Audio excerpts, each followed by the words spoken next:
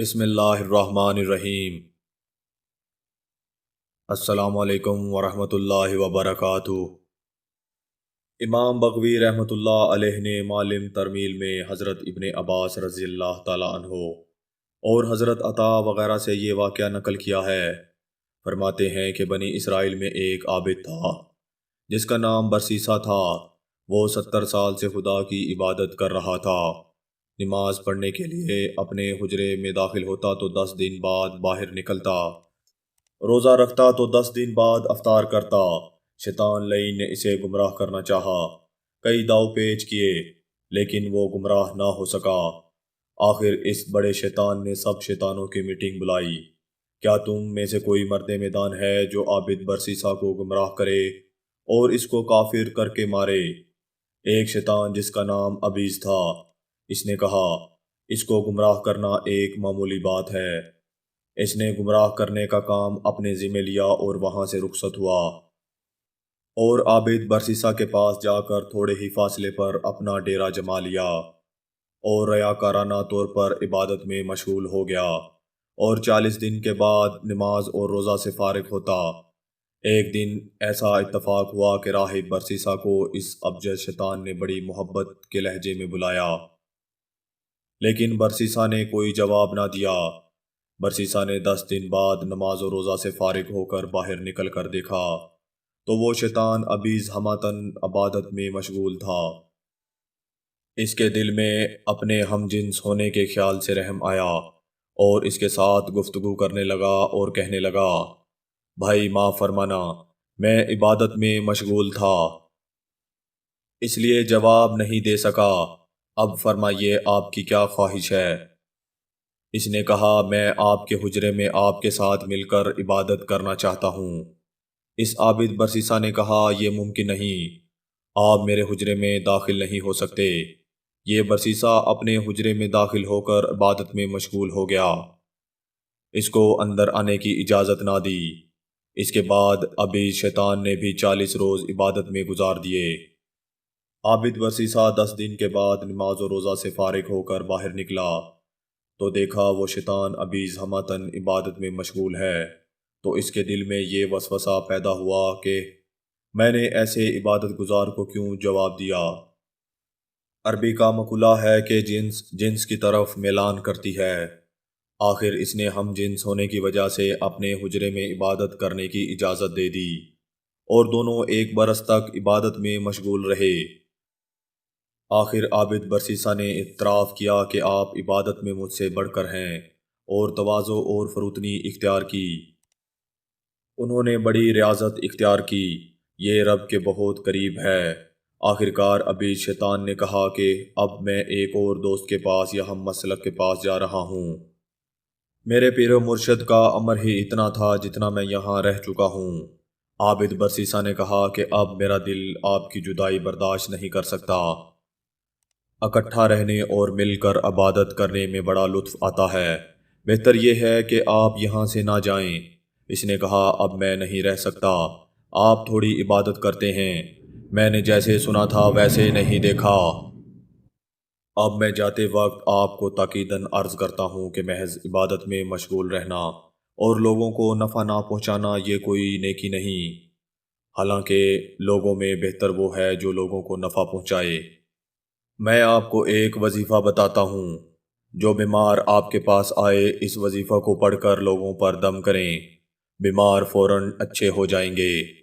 اب وہ وہاں سے رخصت ہوا اور لوگوں کے گلے گھونٹنے لگا اور برسیسا کا نام لیتا کہ اس کے پاس جاؤ تم کو آرام ہو جائے گا، ورنہ اسی بیماری میں مبتلا رہو گے۔ لوگ برسیسا کے پاس جاتے تو آرام ہو جاتا۔ ایک دن اس نے ایک شہزادی کا جا کر گلا گھونٹا۔ وہ شہزادی بہت خوبصورت تھی، اس کے 3 حقیقی بھائی تھے اور باپ فوت ہو چکا تھا جو اپنے زمانے کا بادشاہ تھا۔ اب حکومت کی بھاگ دوڑ ان کے چچا کے ہاتھ میں تھی۔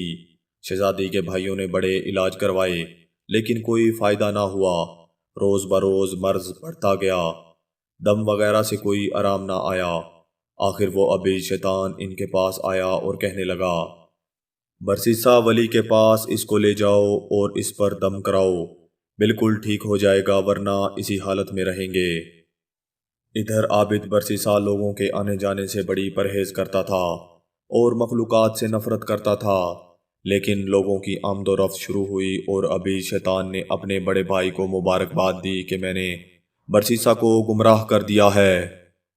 آخر ایک دن وہ بیمار شہزادی کو برسیسا کے پاس لائے اور اس سے دم کرایا، وہ تندرست ہو گئی۔ بڑے عرصے کے بعد شیطان نے پھر اس کا گلا گھونٹا اور انسانی شکل بن کر اس نے مشورہ دیا کہ اس کو برسیسا کے پاس لے جاؤ اور دم کراؤ تو صحت یاب ہو جائے گی، ورنہ نہیں، اور بہتر یہ ہے کہ ولی کے حجرے کے ساتھ ایک عمدہ کمرہ بناؤ، ورنہ شہزادی کی یہی حالت رہے گی۔ آخر ان کے پاس حکومت تھی، انہوں نے وہاں ایک کمرہ بنا دیا اور شہزادی کو وہاں چھوڑ دیا۔ 10 دن آرام رہتا اور عابد 10 دن کے بعد اپنے معمول پر آ جاتا اور دم کرتا، اور 10 دن آرام رہتا، پھر 10 دن کے بعد وہی حالت عود کرتی۔ آخر ایک دن ایسا اتفاق ہوا کہ عابد برسیسا کی نظر شہزادی پر جا پڑی۔ وہ بہت خوبصورت تھی۔ شیطان نے وسوسہ ڈالا کہ کیسی خوبصورت عورت ہے، اس کا مزہ اڑاؤ، پھر توبہ کر لینا، خدا کی مغفرت وسیع ہے۔ آخر ولی نے اس کا وسوسہ قبول کر لیا اور اس شہزادی سے اس نے مزہ اڑایا اور پھر مسلسل مزہ اڑاتا رہا، حتیٰ کہ اس شہزادی کو حمل ٹھہرا۔ پھر شیطان نے وسوسہ ڈالا کہ اب اس کو قتل کر کے جنگل میں دفن کر دو، ورنہ تمہاری تمام شہروں اور دیہاتوں میں یہ خبر پھیل جائے گی کہ برسیسا ولی نے ایک عورت کو حمل کر دیا ہے، بڑی رسوائی ہوگی۔ اب اس ولی نے اس شیطان کا وسوسہ قبول کر کے اس کو قتل کر دیا اور کہیں جنگل میں کسی پہاڑی کے دامن میں اس کو دفن کر دیا۔ اب ابھی شیطان اس شہزادی کے تینوں بھائیوں کو خواب میں ملا اور کہا کہ آپ کی بہن کے ساتھ برسیسا نے بدفعلی کر کے اور اس کا قتل کر کے کہیں جنگل میں دفن کر دیا ہے۔ وہ آپس میں ایک دوسرے سے کہنے لگے یہ خواب آیا ہے۔ آخر وہ عابد کے پاس آئے اور شہزادی کے متعلق پوچھا کہ وہ کہاں ہے۔ عابد نے کہا کہ اس کو جن اٹھا کر لے گیا ہے۔ انہوں نے تسلیم کر لیا اور شرمندہ ہوئے کہ ہم نے بے گناہ ولی پر تہمت لگائی۔ شیطان پھر دوبارہ شہزادی کے بھائیوں کے خواب میں ملا اور کہنے لگا فلاں ویرانے اور فلاں پہاڑ کے پاس وہ مدفون ہے۔ انہوں نے آن کر دیکھا تو سچ مچ پہاڑ کے پاس ہے اور کپڑے کا ایک دامن شیطان نے دفن کرتے وقت باہر رکھا تھا، وہ نظر آ رہا ہے۔ قبر کی پوری تفتیش کی تو میت حاملہ نکلی۔ خبر پھیلنے پر پولیس نے راہب برسیسا کے حجرے کو گرا دیا اور خوب مارا پیٹا اور زنجیروں میں جکڑ کر عدالت کے روبرو پیش کیا۔ یہاں شیطان نے برسیسا کے دل میں وسوسہ ڈالا کہ اب عدالت میں سچ بولنا، جھوٹ نہ بولنا، گناہ پر گناہ اچھا نہیں۔ چنانچہ عدالت عالیہ میں برسیسا نے سچ مچ واقعہ بیان کر دیا۔ عدالت نے پھانسی کا حکم صادر فرمایا۔ اب وہ پھانسی کے تختے پر کھڑا ہوا تو ابھی شیطان عابد کی شکل بن کر سامنے آیا اور کہنے لگا تو نے تمام ولیوں اور بزرگوں کا بیڑا غرق کیا اور ان کی عزت خاک میں ملا دی۔ کہنے لگا میں وہی عابد ہوں جو تیرے پاس رہ چکا ہوں۔ برسیسا کہنے لگا اب کوئی بچنے کی صورت ہے یا نہیں؟ اس نے کہا مجھے سجدہ کر تو میں تجھ کو بچا لوں گا۔ برسیسا نے اس کو سجدہ کیا تو وہ کہنے لگا میں عابد نہیں، میں شیطان ہوں، میرا مطلب و مقصد یہی تھا کہ میں تجھ کو کافر کر کے ماروں۔ اب حکومت نے اس کو پھانسی دی اور وہ کافر ہو کر مر گیا۔ مقام عبرت ہے کہ اگر سجدہ بغیر اللہ نہ کرتا تو دوسرے گناہ اگر اللہ چاہتا تو معاف کر دیتا، اگر شرک نہ کرتا تو معافی کی امید تھی۔ اب اس کا خاتمہ کفر پر ہوا اور جہنم رسید ہوا۔ انا للہ و انا الیہ راجعون۔